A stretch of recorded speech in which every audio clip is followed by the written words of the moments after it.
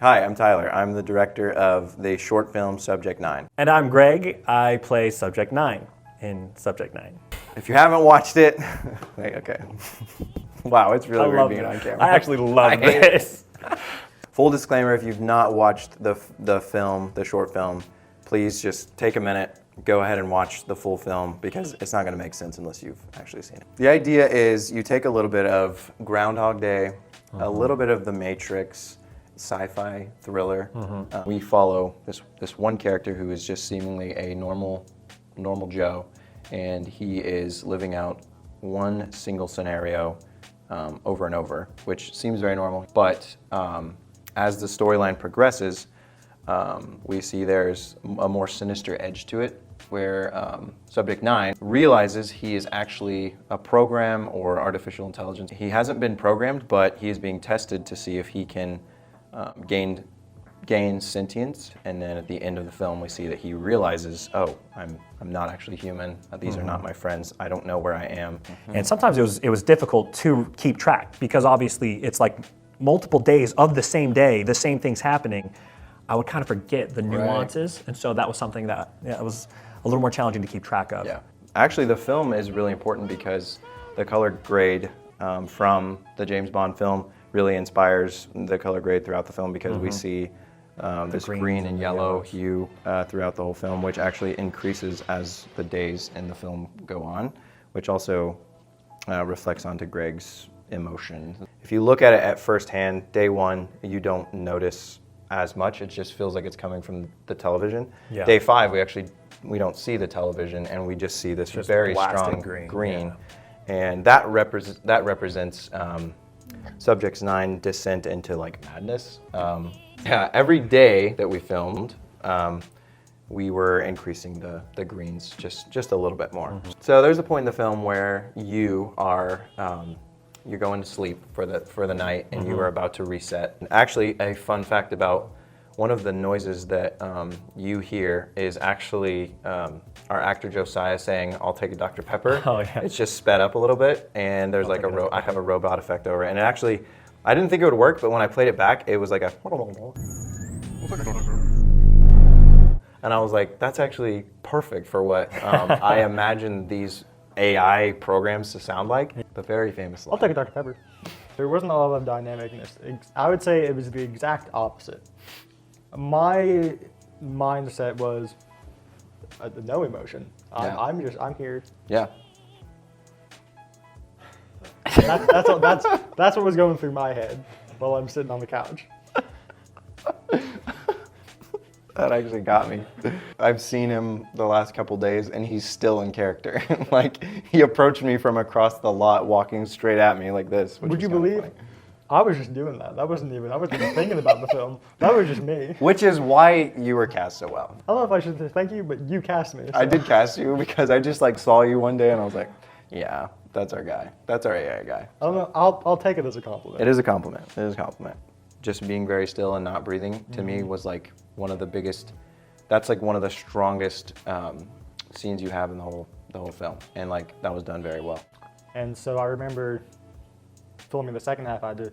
Okay, hold on. Where was I looking on the camera? Right. Kind of thing. We pulled up the little display. Yeah. Yeah.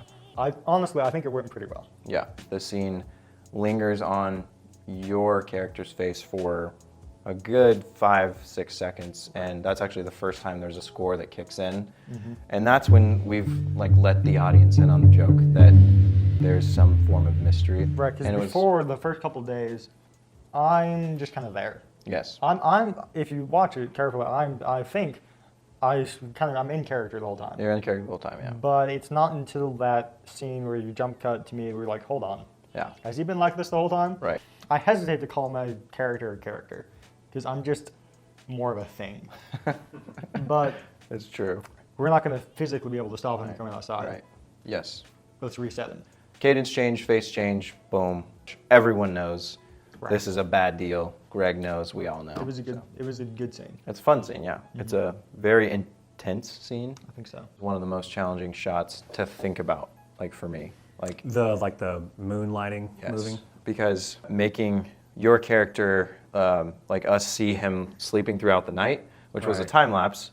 Yeah, we hazed up the room to get the light rays, obviously coming from the moon, which is our fake light out, our fake blue light outside blasting in on Subject 9. So, and then we had outside just shifting the light, and those are just 2 separate shots layered over top of each other.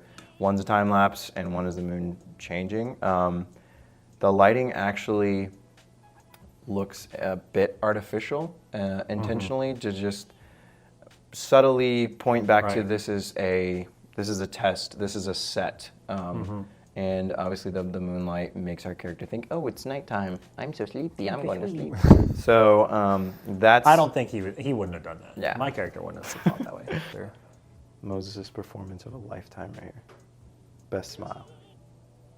Dude, I remember watching, as me, looking at Moses while I gave that, I was like, well, that was creepy. As I'm walking by him, in the back of my mind, I'm thinking, that was pretty good right there. It was a fun scene because if you notice later in the film when Josiah confronts Subject 9 and he's like, you can't go anywhere, you see a glimmer of red in the back. And when we do the one taker, he walks in with a face full of red. Yeah. And the red just signifies the danger, and it's red and green at that point. The colors have all changed to red and green, and really just emphasizes Subject 9 is not in a natural place. He needs to get out of here. So I don't know either of you. I don't have memories of. That scene actually for me to act was easier. Was the easiest out of all because it wasn't subtle. It was full blown. You know, just take the throttle, rev it up, and go for it. Yeah. You know what I mean? Actually, when I was talking to Caleb, I didn't tell you this, but I was kind of like, I wonder if Greg can pull this off. I remember thinking the most door challenging. was just. Gotta be tough. It was hard for me to envision it from the script. Oh yeah. Because we've worked on so many dolly other zoom things. that I added. I don't know if I showed you this. You can't see it from here. I'll no, show I you. can tell. Yes, Yeah, right. that looks great. How cool is that? Wow. That's a fake background, basically. So, I see.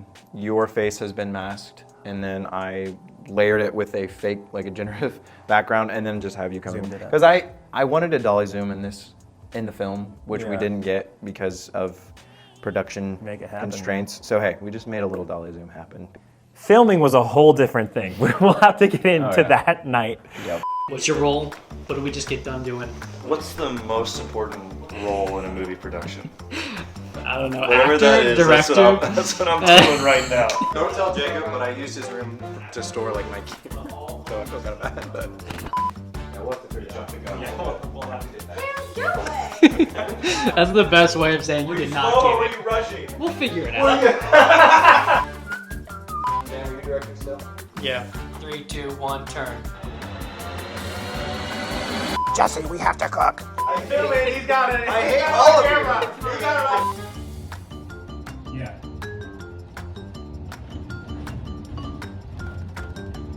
I'll think about it.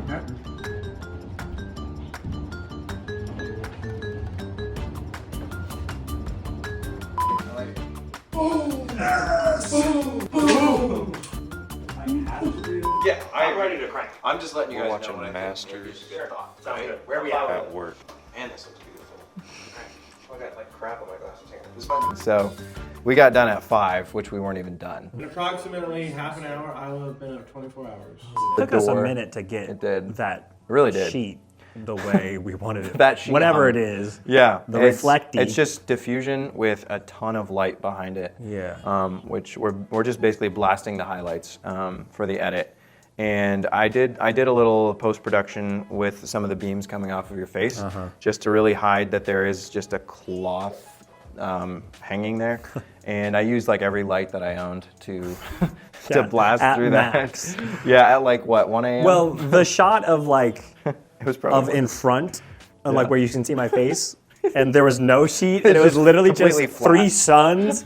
I mean, that's not acting. He's I'm not like, acting. oh, Yeah, that's what I was like gonna it say. hurt. This is bright. Yeah. The sound design, which is important the entire way through, but especially that scene is the first time we actually hear a very audible breath that you hear, and it really means that this character is gaining his sentience. He's now reacting the way a human would, heavy breaths. Yeah, and then there's the big plot twist, which I was like really stressed would not portray well on camera, and maybe it still doesn't.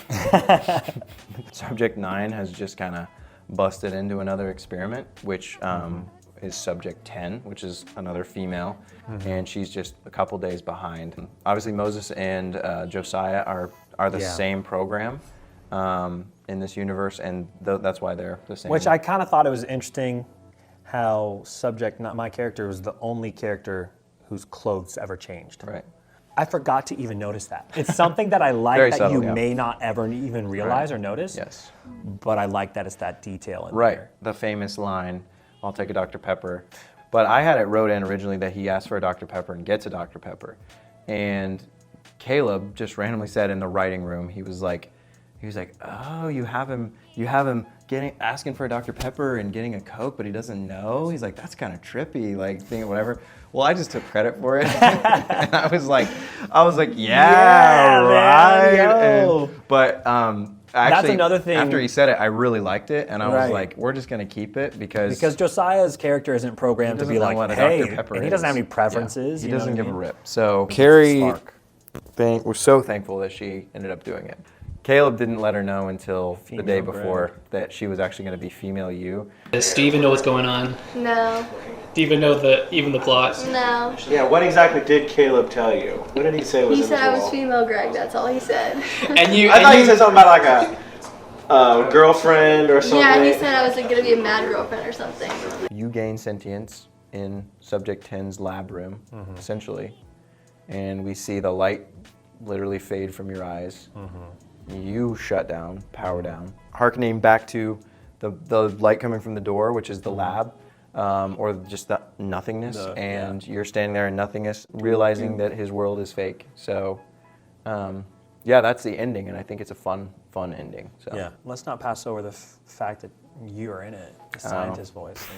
Is it, or is it a mysterious voice? Whoa, such a mysterious voice. Who was it? say like mysterious, sexy voice. Mysterious, really attractive voice. Like, hunk of a voice that could probably bench 500 pounds. But yeah, that's the only like true human that we hear in the whole film, which is kind of cool, played by yours truly. Okay, maybe one of the funnest nuggets of the whole film. Yeah. And if you don't notice, whatever. But the edit is cut to stop at exactly 9 minutes. Oh yeah, that's awesome.